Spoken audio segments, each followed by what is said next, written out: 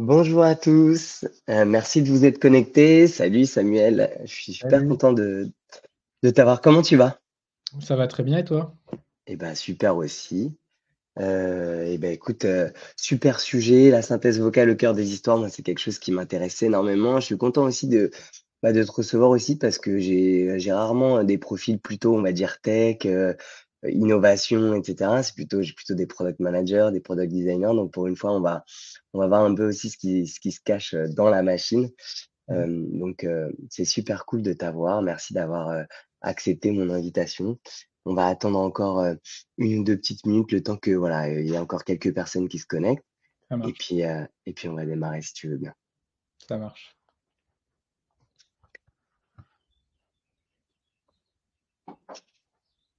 Voilà, hop.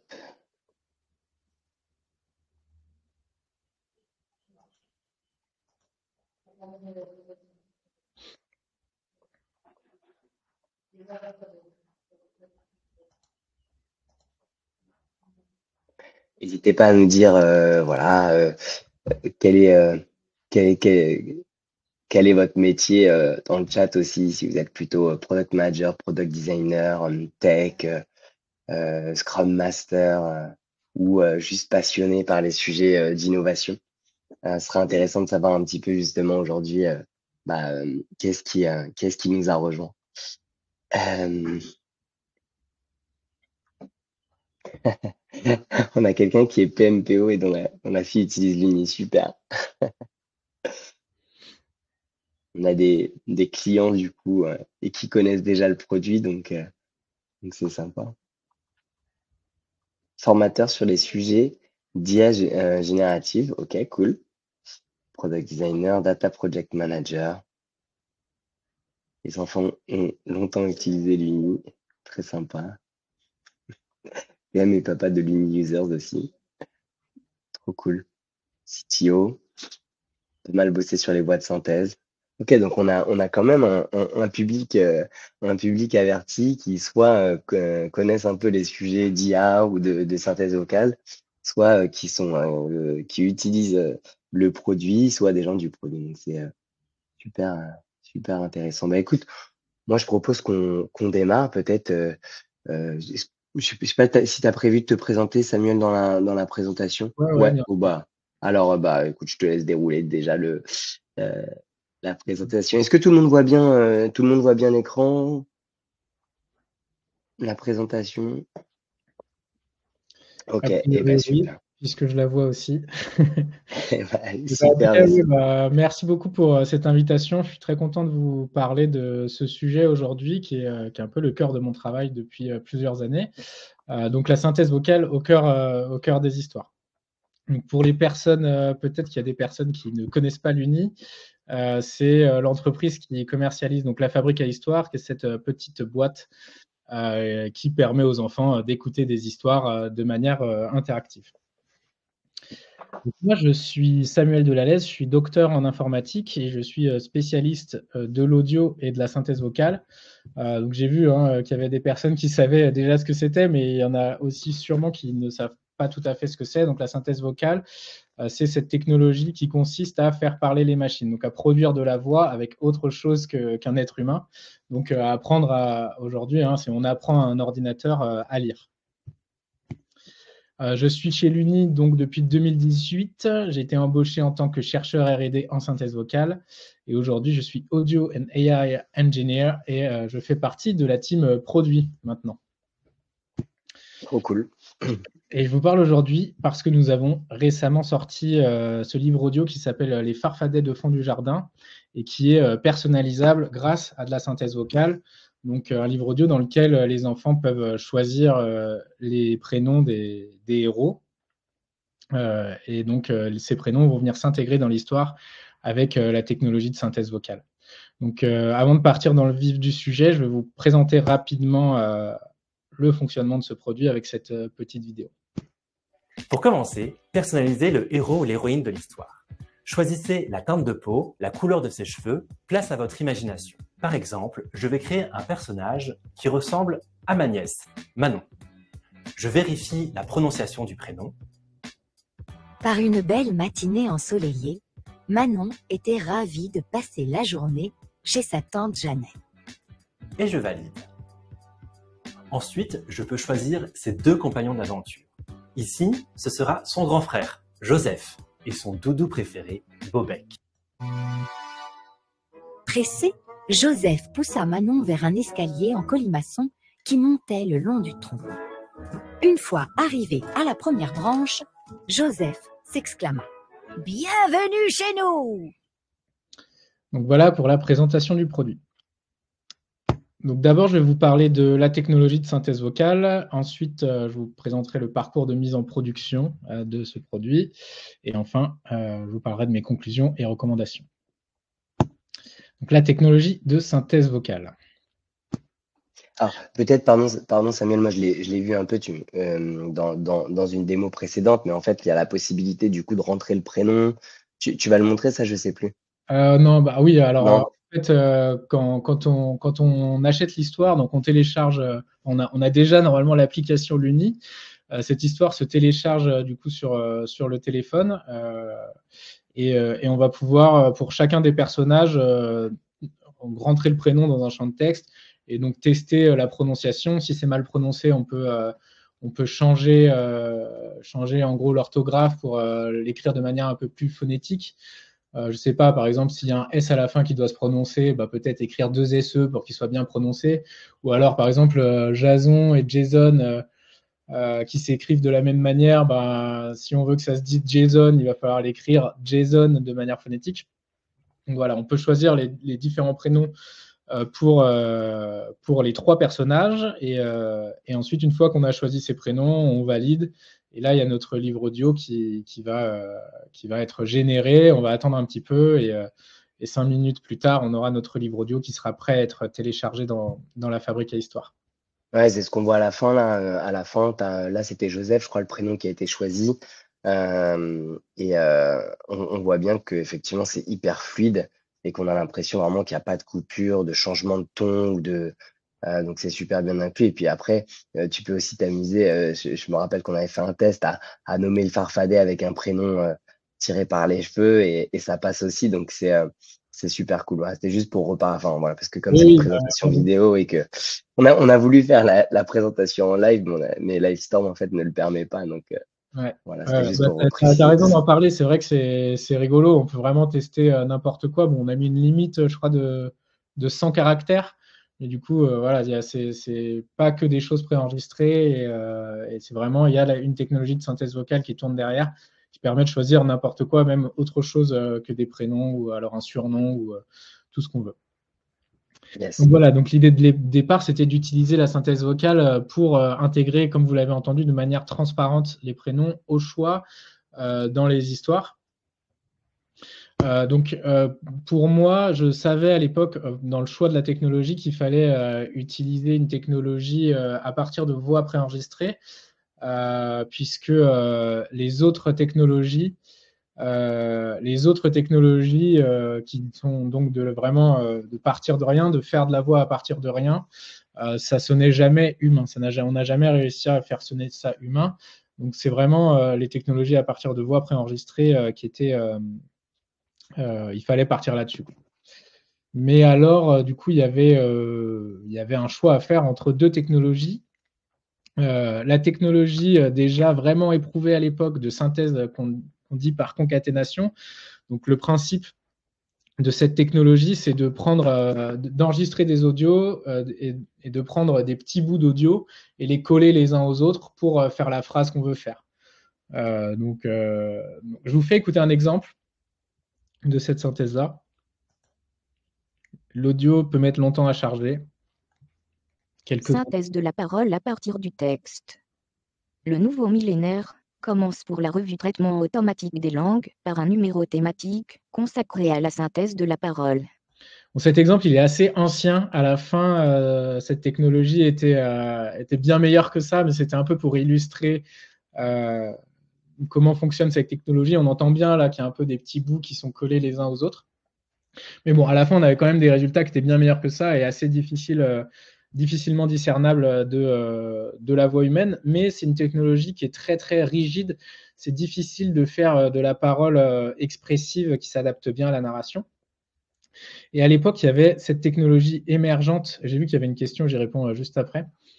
Cette technologie émergente qui s'appelle la synthèse vocale neuronale, qui donc fait appel à de l'intelligence artificielle et qui était vraiment ultra bluffante hein, quand c'est sorti au tout début. On était tous et toutes estomaqués par les résultats. Et ça, c'était les tout premiers résultats qu'il y avait avec de la synthèse neuronale. The Blue Lagoon is a 1980 American romance and adventure film directed by Randall Kleiser. Donc là, on entend vraiment voilà, que ça sonne très très bien et ça sonnait déjà beaucoup mieux que la synthèse par concaténation. Alors, en quelle année c'était? Donc, ce que je vous ai fait écouter de la synthèse par concaténation, c'était dans les années 2000, il me semble. Mais donc voilà, ça a continué à évoluer hein, jusqu'en 2016. Et ça, c'était les résultats de 2016, la synthèse vocale neuronale. Prévoyez-vous une étude pour permettre une gestion de la prononciation sans écorcher l'orthographe des prénoms? Alors ça a été des choix un peu complexes hein, à faire, mais on a quand même trouvé la solution de pouvoir choisir la bonne orthographe. En fait, quand par exemple Jason, on doit l'écrire de manière phonétique, à la fin, on a quand même Jason qui est écrit J-A-S-O-N, mais on a la bonne prononciation. Et en fait, c'est juste pas possible. Ou alors, là, ce serait possible de choisir, par exemple, la prononciation française ou la prononciation américaine ou anglaise. Hein, mais voilà, on a fait ce choix-là. Tiens, ça me fait penser aussi à une question, Samuel. Tu connais NotebookLM? Ouais. Tu vois le truc de Google qui fait des podcasts à partir qui te résume un texte. Est-ce que là, tu sais quel type de synthèse vocale, justement, c'est? Parce que c'est vraiment... bah oui, t'as vraiment l'impression d'écouter un podcast, quoi. Évidemment, de la synthèse vocale neuronale. Okay, il n'y a plus autre chose aujourd'hui. Hein. On ne fait plus du tout de synthèse par concaténation. Et donc ça, c'est quelque chose que je ressentais à l'époque. C'était tout nouveau, mais on sentait que c'était vraiment l'avenir de la synthèse vocale et l'avenir de beaucoup, beaucoup de technologies en soi. Donc voilà, c'était une évidence pour moi de partir sur la synthèse vocale neuronale. Pourquoi? Voilà, comme je le disais, c'est beaucoup plus flexible, ça s'adapte mieux à la parole expressive et c'est quasiment indiscernable de la parole naturelle. Donc, qu'est-ce que c'est que la synthèse vocale neuronale? Donc, comme son nom l'indique, c'est basé sur ce qu'on appelle un réseau de neurones.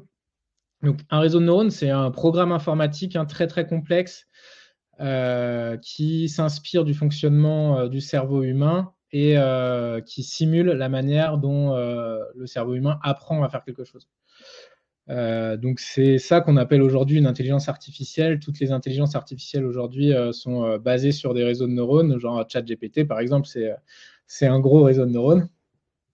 C'est même plusieurs gros réseaux de neurones connectés les uns aux autres. Donc voilà, nous, donc ChatGPT, on lui apprend à comprendre et à écrire du texte, et même à aujourd'hui générer des images et même de l'audio d'ailleurs. Mais nous, ce qu'on veut lui faire apprendre à notre réseau de neurones, c'est simplement à lire du texte et à générer l'audio qui correspondrait à ce texte. Donc comment ça fonctionne? Eh bien, d'abord, on va lui présenter des textes, un texte, et on va lui demander de deviner ce que serait l'audio qui correspond à ce texte, donc la parole qui correspond à ce texte. Au début, les premières fois qu'on lui montre des textes, le réseau de neurones, il n'a rien appris du tout, donc il ne sait pas du tout en fait ce que c'est, comment doit être prononcé un texte. Du coup, il va faire un peu n'importe quoi, comme ce qu'on va écouter ici. Puis de suvenip, fusit vi aussi feded. If dossi meio duio espigio pfuio puyesio pixemniple. Bon, au début, il fait encore plus n'importe quoi que ça. Là, on voit qu'il a déjà un peu, il fait déjà quelque chose qui ressemble à de la voix, mais c'est quand même, ça n'a aucun sens. Donc, c'est sûr et certain que ça ne correspond pas au texte qui lui a été présenté. Et donc, on va prendre ce signal audio qu'il a généré et on va le comparer avec la production vraiment naturelle, en fait, la voix originale qui a lu ce texte. Donc, on va écouter le vrai texte qui a été montré quand l'audio aura chargé. Face au chêne royal, Sacha scrutait les énormes branches quand Babillard lui tapota l'épaule. Donc voilà, on voit bien que cet audio-là ne correspond pas du tout à cet audio-là. Et donc, on va faire cette comparaison. On va effectuer une différence entre les deux signaux audio. Et on va utiliser cette différence pour l'ingérer, la mettre dans le réseau de neurones et lui permettre de se mettre à jour pour essayer, la prochaine fois qu'on va lui montrer du texte, de faire une erreur moins grande et de se rapprocher du signal audio original qui était vraiment le bon signal audio, qui correspond bien au texte. Donc on va faire cette opération des milliers, des milliers, des milliers et des milliers de fois. Et au bout d'un moment, le réseau de neurones sera en mesure de produire une voix très très proche de la voix originale qu'on lui aura montrée. Et donc, au bout d'un moment, on a des résultats qui sont très bons, comme ce que je vais vous faire écouter ici. Face au chêne royal, Sacha scrutait les énormes branches quand Babillard lui tapota l'épaule. Voilà. Comment est-ce que tu sais que le résultat s'approche ou s'éloigne de ton résultat de destination? En fait, donc, ce qu'on fait, c'est que vraiment, on compare le signal audio qui est produit par le réseau de neurones au signal audio original, au vrai signal audio qui a été enregistré par un humain ou une humaine. Et en les comparant, on sait à quel point on en est loin, en fait. On sait à quel point on est loin de ce signal audio ou pas. Et en fait, c'est grâce à cette comparaison qu'on va en fait mettre à jour. Le réseau de neurones, il contient des milliards de valeurs en fait à l'intérieur. Et donc, en fait, toutes ces valeurs, elles vont être mises à jour pour essayer de faire une erreur de moins en moins grande. Et à la fin, en fait, on regarde une courbe qui est la courbe d'erreur. Et au bout d'un moment, cette erreur, elle diminue. Et donc, quand l'erreur est faible, on sait qu'on est proche du signal original. Et donc voilà, c'est une technologie émergente très complexe à prendre en main qui a demandé de nombreuses recherches et expérimentations. Et je vais vous parler maintenant donc de la mise en production en partant de l'idée jusqu'à la mise en prod du produit. Donc l'idée a eu lieu avant mon embauche chez l'Uni, c'est pour réaliser cette idée que j'ai été embauché. Donc je suis arrivé en 2018, époque à laquelle je n'y connaissais pas encore grand-chose en réseau de neurones, seulement des balbutiements, puisque j'étais spécialiste de la synthèse vocale, mais de la synthèse vocale de l'ancien temps. Donc il a fallu que je prenne en main cette technologie. Au bout d'un an, j'ai eu des premiers résultats que je vais vous faire écouter. Lorsque le jeune garçon prit conscience de la situation, il reconnut qu'il avait eu tort depuis le début. Donc, c'est pas encore génial, mais j'étais quand même déjà content de ces résultats. Ensuite, il a fallu que voilà, j'ai bossé pour améliorer ces résultats. Donc, voilà, un an plus tard. Lorsque le jeune garçon prit conscience de la situation, il reconnut qu'il avait tort depuis le début. Les coupures qu'on a, c'est pas la synthèse vocale, c'est la connexion. Et puis, au bout d'un an, j'ai eu le premier prototype de ce système où on peut choisir les prénoms dans une histoire. Donc, on appelait ce projet le remplacement de prénom, puisqu'on prend des audios originaux dans l'histoire et on va simplement remplacer le prénom par de la synthèse vocale. Donc, le premier prototype de remplacement de prénom qu'il y a eu chez l'Uni. Alors, il va y avoir un bug de chargement, j'en suis sûr. Depuis ces jours, Voilà, on va attendre un peu que ça charge. Voilà. Depuis ces jours, Norbert et Géraldine sont très amis. Ils discutent souvent ensemble et se donnent des rendez-vous au-dessus des nuages. Voilà, donc ça, c'était mon premier prototype de remplacement de prénom. On est déjà pas mal, là. On est déjà pas mal. Là, moi, j'étais déjà très bien. Ouais. Content du résultat. Pour moi, c'était prêt à être déployé. à cette époque-là, mais finalement, ça a été mis en production en 2024 avec ce résultat. Face aux chênes royales, Sacha scrutait les énormes branches quand Babillard lui tapota l'épaule. Donc, ce que je vous ai fait écouter tout à l'heure. Mais vous allez me dire, qu'est-ce qui s'est passé entre-temps? Pourquoi est-ce que ça a mis autant de temps entre le prototype et la mise en production? Bien, on va zoomer sur cette période pour parler de tout ça. Donc déjà, quand j'avais mon premier prototype, l'Uni était encore une équipe beaucoup plus petite qu'elle ne l'est aujourd'hui. Aujourd'hui, on est environ 80 employés. À l'époque, je pense qu'on était une trentaine. Et il n'y avait pas encore d'équipe produit chez l'Uni. Donc moi, je travaillais un peu de mon côté, en fait. Donc la création de la team produit, elle a eu lieu courant 2021, vers fin 2021. Et donc en arrivant, elle a eu beaucoup de sujets à prendre en main.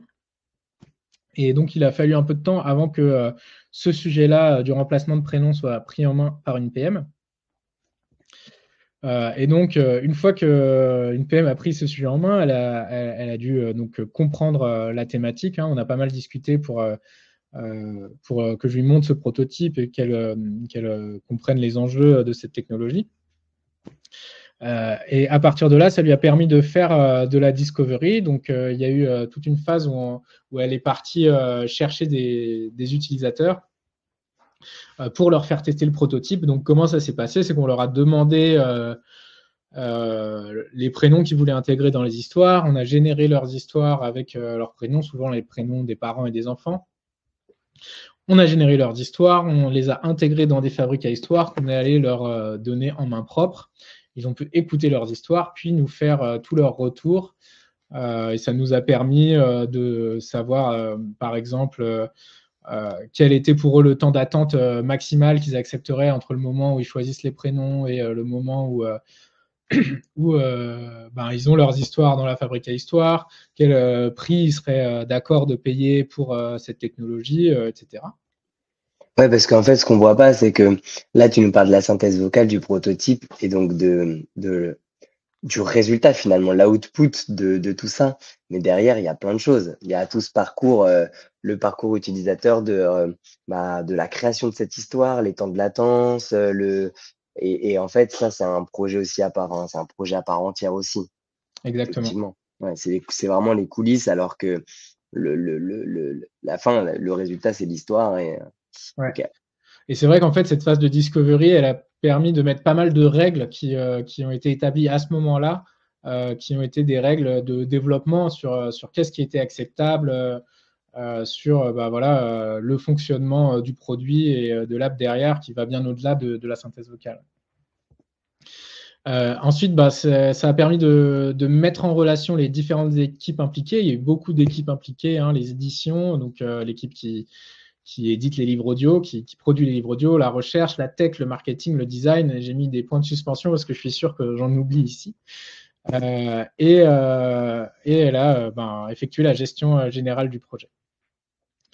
Donc, c'est cette prise en main qui a permis de lancer la rédaction et l'enregistrement du livre audio par les éditions.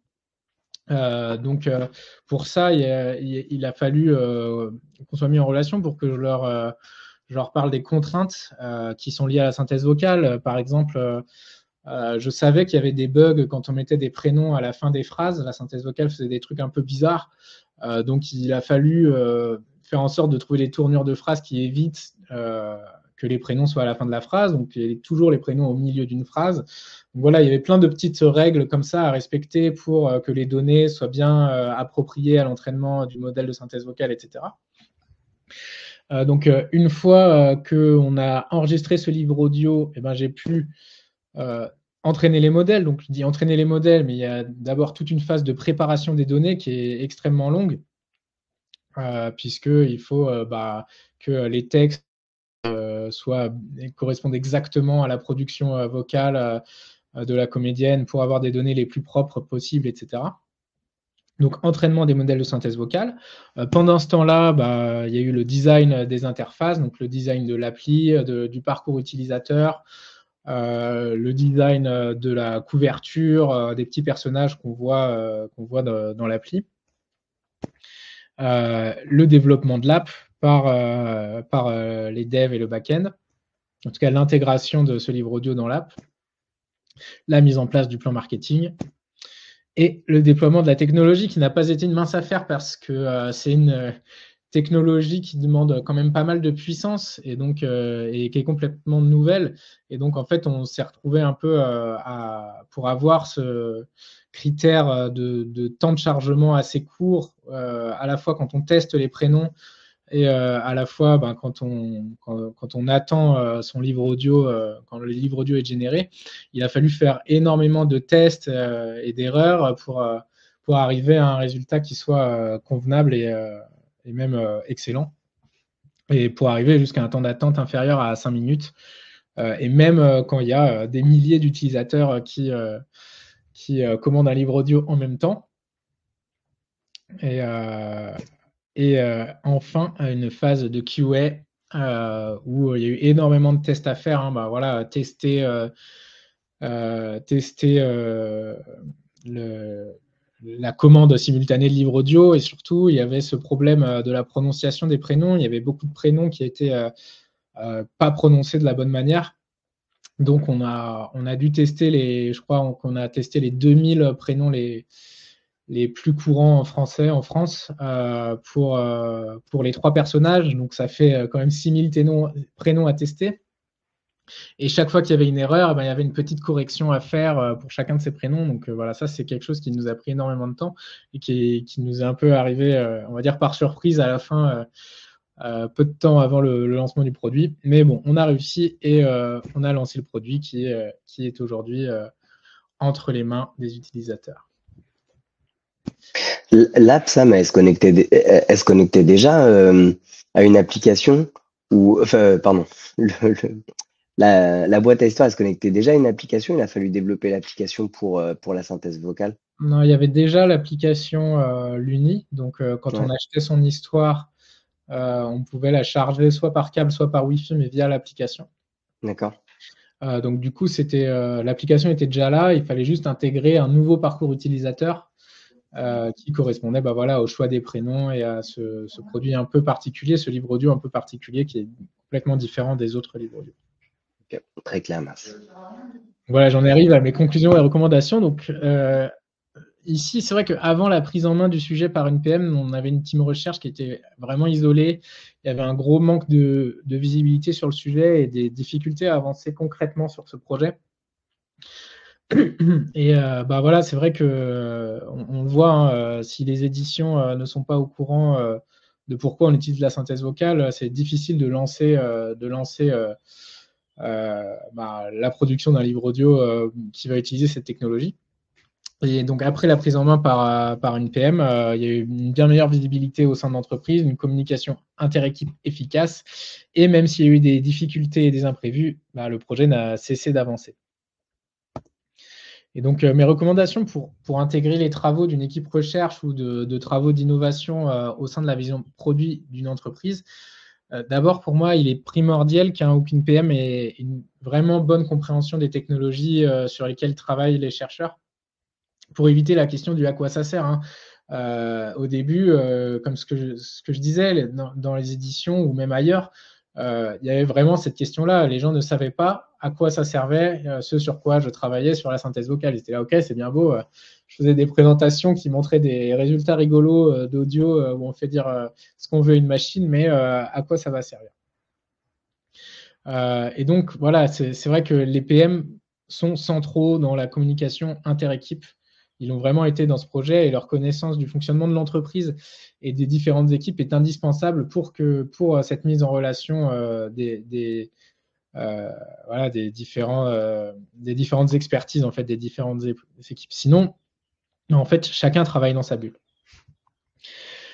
Et il est vraiment important aussi d'identifier dès le début du projet toutes les personnes qui participeront à la mise en production du produit. Je pense aux DevOps qui ont été surpris en fait de la complexité de la technologie et vraiment des besoins en termes de puissance. Ils ont été surpris assez tard dans le projet et assez peu de temps avant la sortie du produit. Donc c'est vrai que ça leur a valu de devoir travailler des week-ends pour arriver à délivrer en temps et en heure. Et donc, c'est vrai qu'on aurait dû les mettre dans les conversations dès le début, en fait, des conversations, dès le début du projet, quoi, pour qu'ils puissent prévoir large. Et donc, effectivement, mon dernier point, c'est prévoir large pour laisser de la marge aux nombreux imprévus qui peuvent survenir dans le déploiement de technologies nouvelles.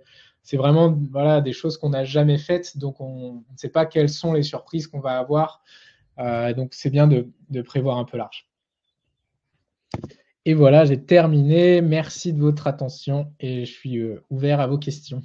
Bah, merci à toi. Déjà, c'était super, super intéressant. C'était cool de voir un petit peu justement où est-ce que se positionnent justement les projets d'innovation dans une équipe produit, enfin les chercheurs aussi, les gens qui participent à ces sujets d'innovation. Ce que je trouve intéressant aussi, c'est que en fait, ça va aussi nous permettre, en tout cas moi en tant que PM, tu vois, dans une phase de discovery, généralement, tu cherches un problème à craquer et puis ensuite, tu vas proposer une solution. Et là, tu pars presque de l'inverse. Alors, pas complètement, mais tu pars avec un truc, tiens, j'ai de la synthèse vocale, j'ai cette capacité.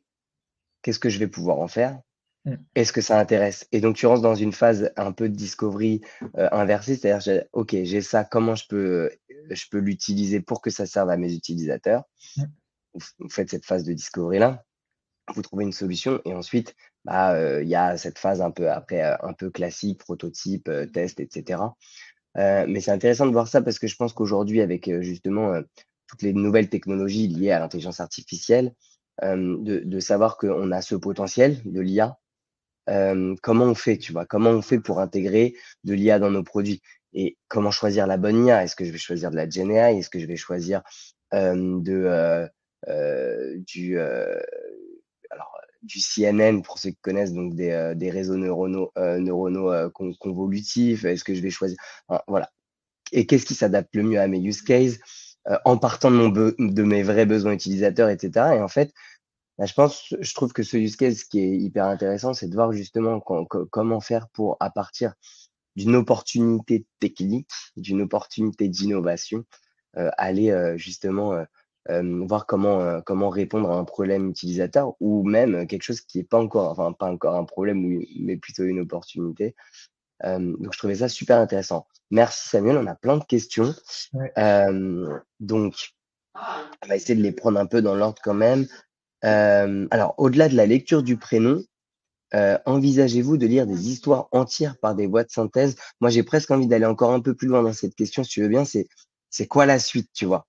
Ou est-ce une fois que vous avez lancé ça, maintenant, comment vous pouvez aller plus loin et c'est quoi les projets potentiels de voix de synthèse? Donc, il y a les deux questions, si tu veux bien. Ouais. Pour moi, la suite dans ce type de produit, c'est de pouvoir aller un peu plus loin dans la personnalisation de l'histoire, plutôt que de choisir simplement le prénom, de choisir, je sais pas, un élément de l'histoire, un objet, par exemple, je sais pas, dans une histoire de chevalier, quelle arme je vais utiliser, et qui viendrait vraiment en fait avoir un impact sur le déroulé de l'histoire. Peut-être qu'il y aurait une partie de l'histoire où en fait justement là on pourrait utiliser de l'IA générative de texte et utiliser de la synthèse vocale pour que cette partie-là soit synthétisée et voilà, et ça aurait été impossible à faire sans ça. Après, pour ce qui est de synthétiser une histoire complète, je ne suis pas, moi, super convaincu de ça parce que je pense que le jeu des comédiens et des comédiennes est quand même super important pour le côté vraiment vivant des histoires.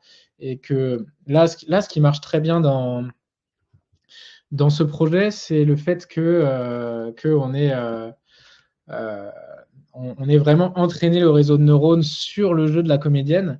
Et en fait, les phrases qu'on va synthétiser, donc elles sont vraiment reproduites quasiment à l'identique du jeu de la comédienne. Et donc, il n'y a qu'une toute petite partie de la phrase qui change, qui est le prénom. Et donc, du coup, on a vraiment ce côté humain, vivant, qui est là et qui est inféré par le jeu de la comédienne. Et donc, moi, je trouve que c'est quand même quelque chose qui est important à garder dans la boucle, hein, le jeu de l'humain. Voilà. Super clair. Je te remercie. Je prends une deuxième question qui est plutôt liée justement à la technique, à l'entraînement du réseau neuronal, enfin en tout cas de l'IA. Combien de temps d'entraînement pour une histoire? Est-ce que tu dois réentraîner à chaque fois que tu changes de narrateur? Est-ce que pour l'entraînement, tu fais lire aux comédiens des textes spécifiques en plus de l'histoire qu'ils lisent? En gros, c'est aller encore un peu plus loin dans les coulisses et savoir comment vous en êtes arrivé là. Ouais. Alors, combien de temps pour l'entraînement? Donc, il y a deux phases. Il y a d'abord une phase d'entraînement d'un modèle de fondation, je crois qu'on appelle ça comme ça maintenant. Où en gros, en fait, on va entraîner un modèle avec une très grande quantité de données. Pour une seule, donc il y avait une seule locutrice. Alors, je crois qu'il y avait 80 heures de données.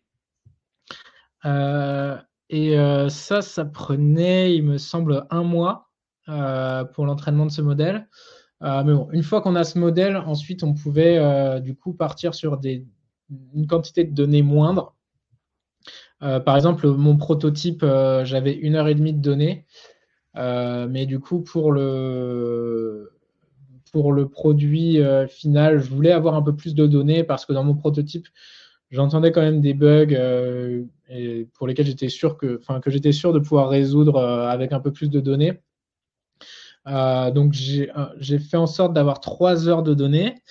Et ensuite, la durée de l'entraînement, c'était, il me semble, quelque chose comme 24 heures.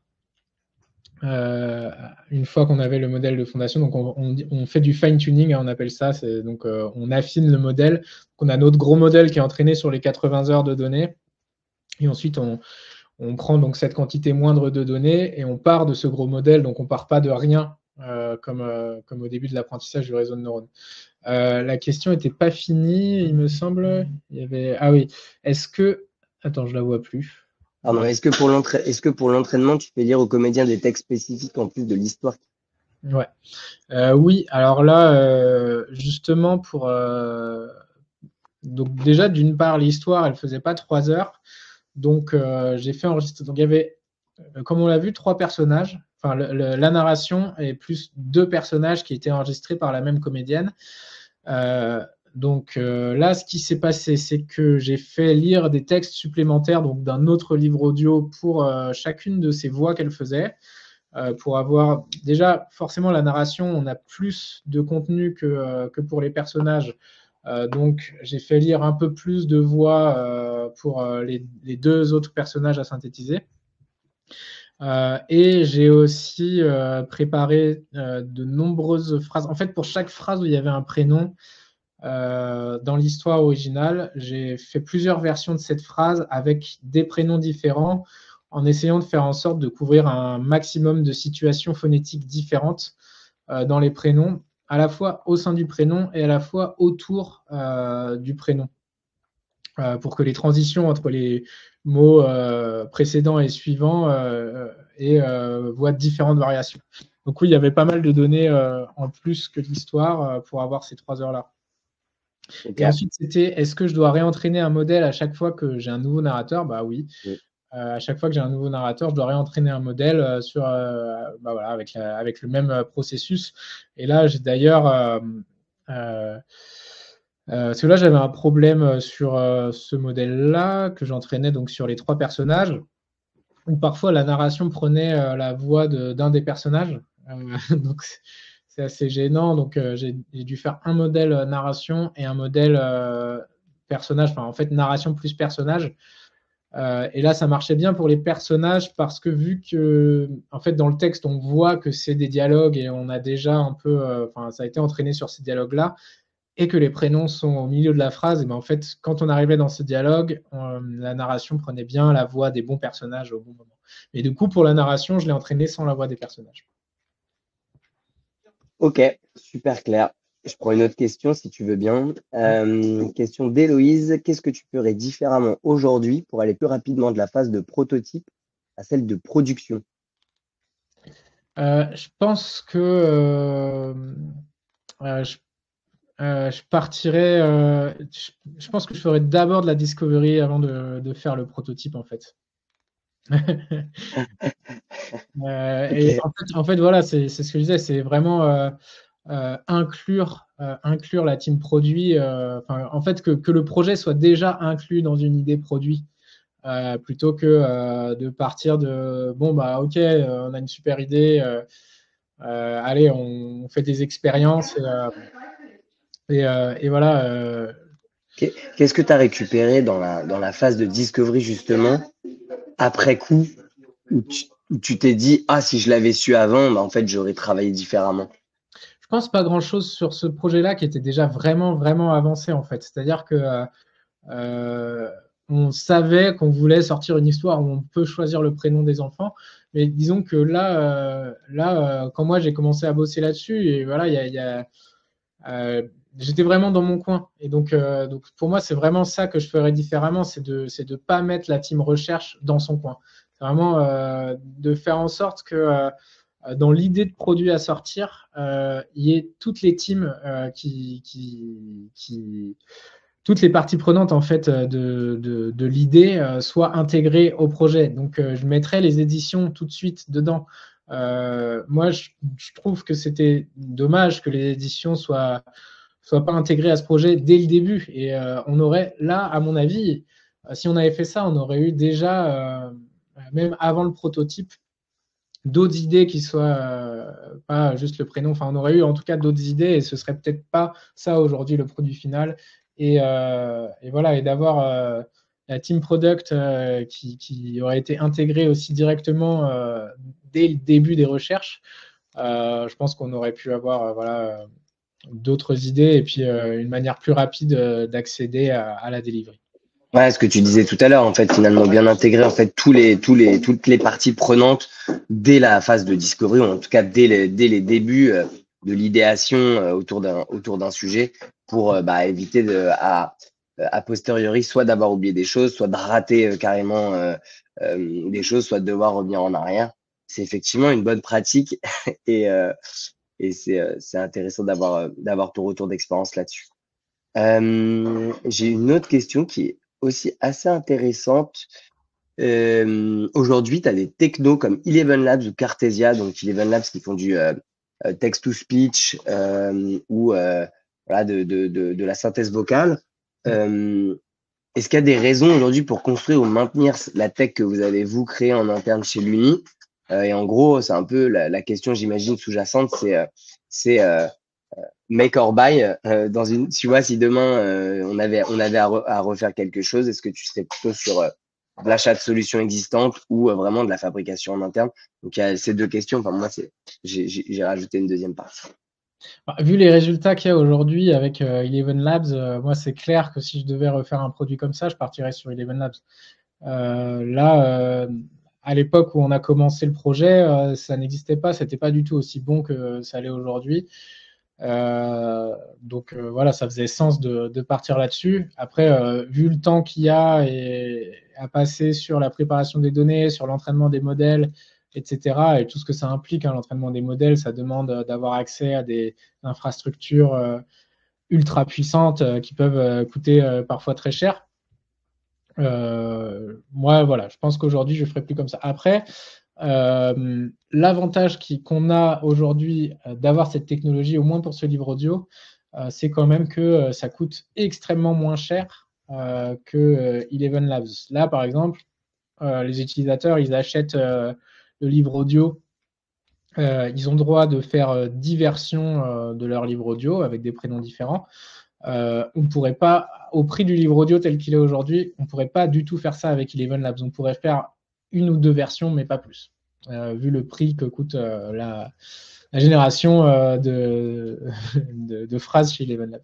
Ouais, en fait, ça me fait penser aussi à n'importe quel autre projet. C'est que aujourd'hui, si tu avais Eleven Labs pour lancer un MVP, ou t'assurer qu'il y a un vrai intérêt pour les utilisateurs, tu utilises Eleven Labs. Et puis dès que tu commences à scaler et que tu vois que ça commence à te coûter cher, bah tu mets l'argent qu'il faut dans un projet interne pour limiter ces coûts-là finalement et en fait bah, garder cet avantage en interne. Bah, c'est vrai que voilà, si nous, on avait une technologie qui donne des résultats aussi bons qu'Eleven Labs, parce que pour bien expliquer, aujourd'hui, on n'a plus besoin d'une heure et demie ou de 3 heures de parole pour reproduire une voix. On peut prendre même parfois 5 secondes, 10 secondes d'une voix et on peut la reproduire, on peut la cloner. Donc Eleven Labs, c'est ça que ça permet de faire, c'est ce qu'on appelle du voice cloning. Et donc avec Eleven Labs, on prend 3 minutes d'une voix et on a une voix qui ressemble vraiment comme 2 gouttes d'eau à la voix qu'on a. Après, la différence avec notre technologie, c'est que, comme ce que je disais tout à l'heure, on ne peut pas vraiment reproduire exactement pour une phrase donnée le jeu d'acteur original qui a été fait par le comédien ou la comédienne. Ok, très clair. Moi, je propose qu'on prenne une dernière question, Samuel, si ça te va. Alors, attends. Il y avait, oui, il y avait la notion de langue. Est-ce que tu comptes utiliser le même modèle pour d'autres langues? Est-ce que déjà l'Uni est à l'international ou pas? Et si oui, est-ce que tu penses l'adapter à d'autres langues? Alors, pour l'instant, on ne sait pas trop. En tout cas, pour ce produit-là, pas de la manière dont il est fait, parce que comme je le disais, là, bah, ça demande quand même beaucoup de ressources pour faire ce produit. Je pense que si on partait sur un produit similaire sur d'autres langues, on partirait sur une techno comme Eleven Labs et on réfléchirait sûrement à un business model un peu différent. Ok, super clair. Allez, une toute dernière. Moi, tu m'avais donné la réponse, donc je pense que effectivement, ça va intéresser du monde. Vous avez une gestion très fine de la qualité sur les 6000 prénoms les plus courants. Comment vous avez fait pour gérer la perception de qualité des autres? Et on avait fait des tests ensemble sur des prénoms très compliqués ou même des prénoms potentiellement inventés. Puisqu'on parlait, tu peux donner un nom à un farfadet, donc potentiellement tu peux avoir vraiment des noms complètement inventés. Comment vous avez fait pour gérer ça du coup? Alors, en réalité, on ne peut pas tester tout et n'importe quoi, hein. On ne peut pas tester une infinité de surnoms et autres prénoms plus personnalisés. Mais du coup, l'idée, c'est la possibilité de pouvoir écrire de manière phonétique permet en général de régler tous les problèmes de prononciation qu'on a, hein. Il suffit de faire 3-4 tests pour trouver la bonne écriture et au bout d'un moment, on y arrive. Et en réalité, les prononciations qui ne marchent pas, elles sont vraiment, enfin, où on n'arrive pas du tout à trouver de solution avec l'écriture phonétique, elles sont vraiment très, très, très rares.